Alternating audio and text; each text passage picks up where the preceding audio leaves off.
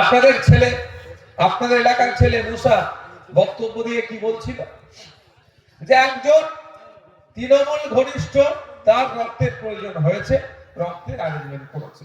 এটা কিছু মহান কাজ আমরা করিনি, আমরা কিছু মহান কাজ করিনি। আমাদের পার্টি তৈরি হয়েছে এই লক্ষ্য নেই তো যে বিপদগ্রস্ত মানুষ তার পাশে দাঁড়াবে। এখন যার রক্তের প্রয়োজন হয়েছে মানে সে বিপদে পড়েছে, খুশি মনে তো কারো রক্তের প্রয়োজন হয় না ভাই। তাহলে তার ধর্ম, জাত, বর্ণ, রাজনৈতিক পরিচয় আমরা দেখব না, আমরা চেষ্টা করব অ্যারেঞ্জ করে দেওয়া। আমাদের হাতে যদি ক্ষমতা থাকে অ্যারেঞ্জ করে দেওয়ার, করে দিই, অন্যথায় আমরা বেড টু বেড গিয়ে রক্তের ব্যবস্থা করে দিই। তার রাজনৈতিক পরিচয় কি আছে না আছে দেখার দরকার নেই।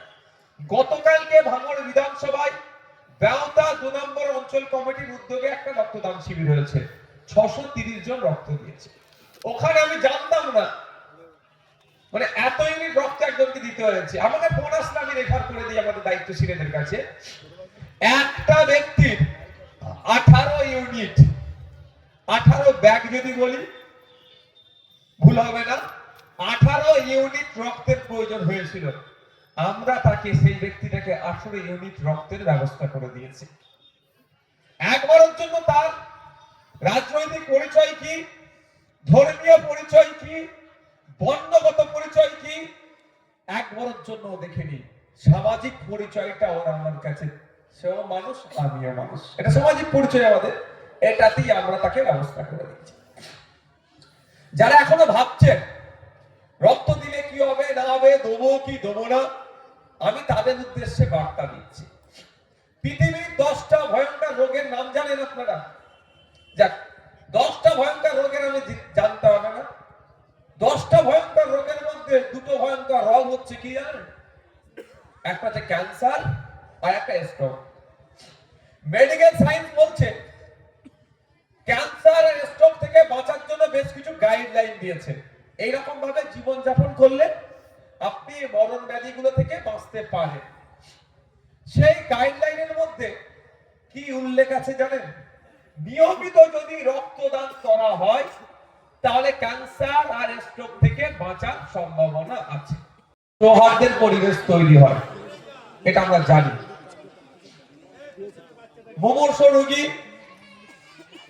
এমনও আছে রক্তের জন্য অপারেশন বন্ধ আছে, রক্তের ঘাটতির জন্য যারা থ্যালাসেমিয়া রোগে আক্রান্ত, যাদের প্রতিনিয়ত রক্তের প্রয়োজন হয়, তারা চিন্তিত আছে।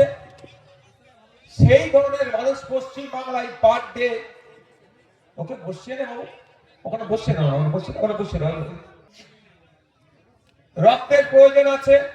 এই ধরনের প্রত্যেকদিন পশ্চিম বাংলায় 1800 থেকে 2000 ইউনিট রক্তের প্রয়োজন হয় আমাদের ওয়েস্ট বেঙ্গলে।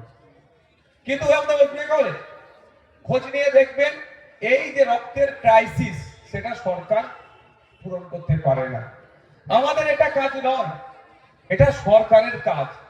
আপনি অসুস্থ, আপনাকে প্রপার ট্রিটমেন্ট করিয়ে সুস্থ করে তোলার দায়িত্ব রাষ্ট্রের, রাজ্যের, সরকারের।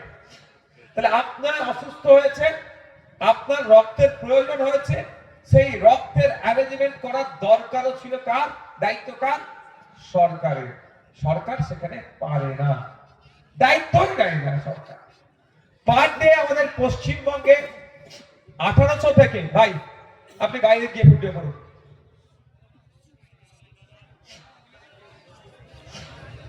1800 থেকে মুসা করে চলে আসো নিয়ে একটু সমস্যা।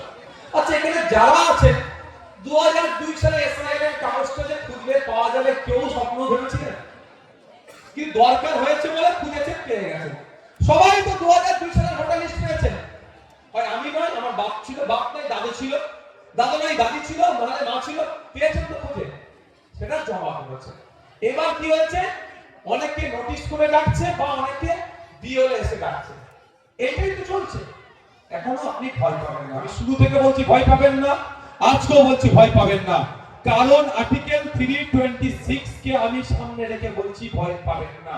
আর্টিকেল 326 প্রত্যেকটা ভারতীয় 18 বছরের ঊর্ধ্বে বয়স, 18 বছর মধ্যে বয়স, ভোটদানের স্বাধীনতা আর্টিকেল 326 দিয়েছে। আর ইলেকশন কমিশন যদি এই স্বাধীনতা ক্ষমতার অপপ্রয়োগ করে কেড়ে নেয়, তাহলে ইলেকশন কমিশনের বিরুদ্ধে মাঠে ময়দানে লড়াই সংগ্রাম গণতান্ত্রিক প্রক্রিয়ায় হবে। আর সুপ্রিম কোর্টে গিয়ে এর জবাবদিহি করবে নওশাদ সিদ্দিকী। আপনাদের জানিয়ে রেখে যান, ভয় পাবেন না। আপনাদের বড় ভাই যান একদিন রাত্রে আমাকে ডেকে বলে, যেভাবে ওয়াকফ নিয়ে, ওবিসি নিয়ে, সিএ নিয়ে সুপ্রিম কোর্টে মামলা করেছে, আমাকে নির্দেশ দিয়েছে লয়ারের সাথে কথা বলতে। পশ্চিম বাংলার একজন যদি বৈধ ভোটারের নাম কাটা যায়, তার পাশে কেউ থাকুক আর নাই থাকুক, আইএসএফ থাকবে, আব্বাস ভাইজান থাকবে, নওশাদ ভাই থাকবে, আপনারা নিশ্চিন্তে থাকুন। সেই নির্দেশনা আমাকে দিয়েছে, আমাকে জানিয়েছে। আমার মতুয়া হোক, আমার দলিত হোক, আমার আদিবাসী হোক, আমার নবশূদ্র হোক, আমার মুসলমান হোক, আমার খ্রিস্টান হোক, আমার ঝাড়গ্রামের মানুষ হোক, ফুরফুরা শেখের মানুষ হোক, বসিরহাটের মানুষ হোক, আপনার ঝাড়গ্রামের মানুষ হোক, রাজ্যের যে কোনো প্রান্তের মানুষের একজনও যদি বৈধ ভোটারের নাম কেটে দেয়, রাজ্যের মানুষ কোন শাসক দল তার পাশে থাকুক আর নাই থাকুক, আমাকে নির্দেশ দিয়েছে তার জন্য দিল্লিগামী ফ্লাইট ধরে সুপ্রিম কোর্টে তার হয়ে আইনি লড়াই খামচিহ্ন করবে নওশাদ সিদ্দিকী করবে আছে। তা সেটা প্রয়োগ করলো না কেন আব্বাস সিদ্দিকী? তারপরে অ্যাটাক হয়েছিল ক্যানিং পূর্বে, ওই নোটোরিয়াস ক্রিমিনাল অ্যাটাক করেছিল। সেই জন্য বসিরহাটের মানুষ রাস্তায় নেমে গণতান্ত্রিক পদ্ধতিতে প্রতিবাদ করেছিল, রাজ্যের মানুষ প্রতিবাদ করেছিল। অনেকের নামে এই মমতা ব্যানার্জি মিথ্যা মামলা করে রেখেছে, মনে আছে আপনাদের? আপনারা প্রতিবাদ করেছেন, অনেকের নামে নোটিশ পাঠিয়েছে। তাও কি অ্যাটাক হয়েছিল বলে আমাদের লিডার তার বিরুদ্ধে আমরা রাস্তায় নেমেছিলাম। আর এখানে মমতা ব্যানার্জি কি ভুলে যাচ্ছেন? তার কানে কি যাচ্ছে না? না জানার ভান করছেন, না দেখার ভান করছেন যে এমন এক কথা বলেছে ইসলাম ধর্মের অনুসারীদের বুকে আঘাত দিয়েছে, শুধু নয় সংবিধানকে আঘাত দিয়েছে। সংবিধান যেখানে বাক স্বাধীনতার কথা বললেও এই ধরনের কারো ধর্ম, কোন বর্ণ, কোন জাত জাগ্রত হতে পারে, বিভেদ তৈরি হতে পারে, হিংসা ছড়াতে পারে, এই ধরনের বাক স্বাধীনতা কোনদিন সংবিধান দেয়নি। উল্টে এই ধরনের মন্তব্য করলে তাদের বিরুদ্ধে ব্যবস্থা গ্রহণের জন্য আইপিসি ছিল, এখন বিএনএস নাম চেঞ্জ করে একাধিক ধারা উল্লেখ করা আছে। এই ধারায় তাদের বিরুদ্ধে অভিযোগ দায়ের করার কথা বলা আছে, আইনের মাধ্যমে তাদের শাস্তির বিধানের কথা বলা হয়েছে। কিন্তু মমতা ব্যানার্জি এখন পর্যন্ত কোনো কথা বলেছে? আপনারা আওয়াজ দেন না। বুকে হাত দিয়ে বলুন একটা সাধারণ মুসলমান মমতা ব্যানার্জির আমলে আপনার কতটা লাভ আছে বলুন? বলতে পারবে? বলতে তারাই পারবে যারা তোলাতুলি খায়, যারা কয়লা চুরি করে, বালি চুরি করে, গরু চুরি করে, তারা বলবে লাভবান হয়েছে। ঠিক একইভাবে একটা হিন্দু সমাজের বাপ ভাই মা বোন হাত তুলে বলুন যে মোদী আসার পরে তার ব্যক্তিগত লাভ হয়েছে। মোদীজি এসেছে হিন্দুকে বাঁচাবার নাম করে, অমিত শাহজির ছেলের 14,000 জন ব্যবসায়ী বৃদ্ধি পেয়ে গেল। আর এখানে মমতা দিদি মুসলমানকে বাঁচাবার নাম করে এসে তার ভাইপো সম্পত্তি রকেটের গতিতে বাড়তে লাগলো।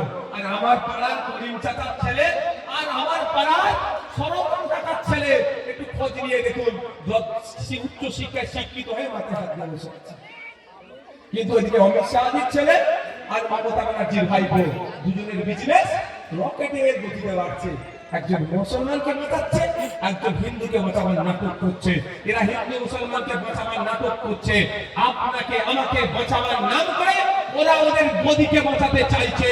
তাই সময় এসেছে আমরা আমাদেরটা বুঝে নেব। এই কালচার করা হচ্ছে। আমার বড় ভাই যান কাকে ভোট দেওয়া বৈধ আর অবৈধ এই বিষয়ে কথা বলেছিল। আজকের দিনে আপনারা বুকে হাত দিয়ে বলুন যে সরকারের আমলে ইসলামকে তুলে, কোরআন শরীফকে তুলে বাজে মন্তব্য হচ্ছে, অশ্লীল মন্তব্য হচ্ছে, ওই সরকার চুপ থাকছে। এক প্রকার ওই মন্তব্যটাকে ওই সরকার মেনে নিচ্ছে। সেই সরকারকে নতুন দিনে ভোট আসছে, বৈধ হবে কি বৈধ অবৈধ হবে আপনারা হাত দিয়ে বলুন বুকে বলুন।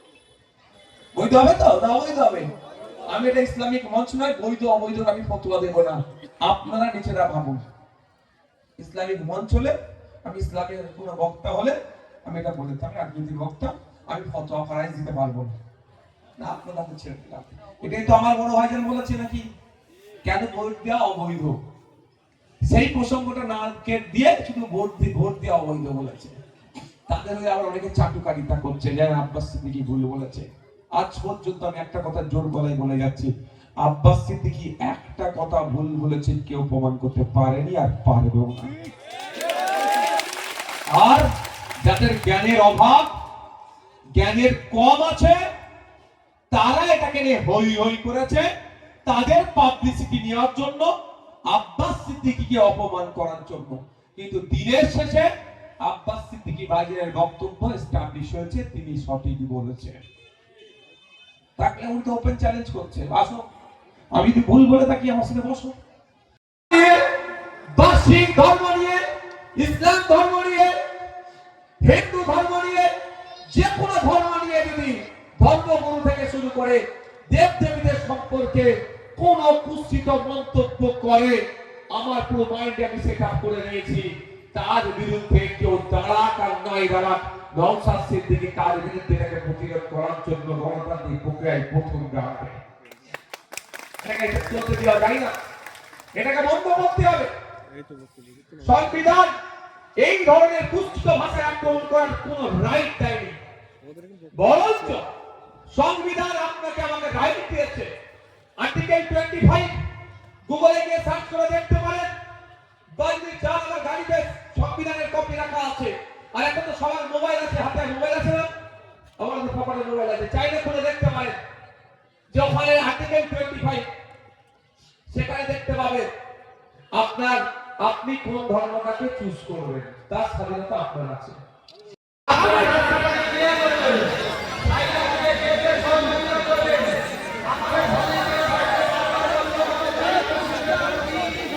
তিনটে ফুলকপিয়ে দিতে হচ্ছে, এও দিন গিয়েছে, তাই তো? তাহলে আপনি সের পরে মাসের শেষে 8,000 টাকা ইনকাম করছেন। আর স্বামীনাথন কমিশনের সুপারিশ যদি হয়, তাহলে 3 আসছে 24, উৎপাদিত ফসলের 3 গুণ দাম। এখন 3 গুণ দাম পাচ্ছেন না, 8,000 টাকা ইনকাম করছেন। যখন 3 গুণ দাম পাবেন, তাহলে কত টাকা ইনকাম হবে? 3 আসছে 24,000 টাকা। মা আপনাকে 1,000 টাকা ধরিয়ে দিচ্ছে, আপনার স্বামীর ইনকাম থেকে 15।